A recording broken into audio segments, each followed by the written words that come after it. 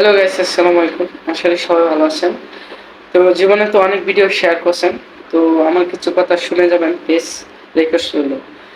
তো এই যে খেয়াল স্ক্রিনে যে রাখবেন, আল্লাহ ভিডিওটা ছাড় দেখতেছেন দেয় সবাই একটু কিন্তু মনোযোগে ছেড়ে দেয় দেখেন। না, তাই না? আর আল্লাহ অবশ্যই কি দেয় পরে যেখানেই পাবে কিন্তু? ওইখানেই ওর জুতা ফেরাউনকে পিটাবেন। ছাড় দিছিল, ছেড়ে কারণ দিছে। আমাদের আবু প্রিয় জাহেলকে কলিজা কি দিছে? নবীকে নিয়ে ছাড়, ছেড়ে অনেক দেয় নাই। কিছু বলছে, নমরুদকে কি কুটনীতি দিয়েছে? করছে। এখন তো অনেককে আল্লাহ আপনার ছাড় যেখানেই দেয়, পাবেন অনেক তাকে এখানে দাপট, অনেক পিটাবেন। যদি ক্ষমতা, ও আমার অনেক সামনে থাকতো না অন্যায়। তাহলে দেখিয়ে দিতাম। ওর কপালে যে কি আসছিল এখন তো আল্লাহ জানে।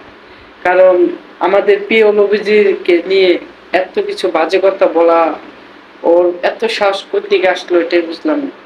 তো গাইস, অবশ্যই ভিডিওটা শেয়ার করে দিবেন। আর যদি ওর সামনে পান, কোনো কথা নেই, ইচ্ছা মতন দুটা পিটাবেন, ঠিক আছে? কারণ ও আমাদের কলিজাতে হাত দিচ্ছে, ঠিক আছে? তো আশা করি বুঝতে পারছেন। আল্লাহ ছাড় আর দেয় কিন্তু ফেসবুকে তো আল্লাহ ছেড়ে ঢুকতে দেয় পারছি সত্তা না।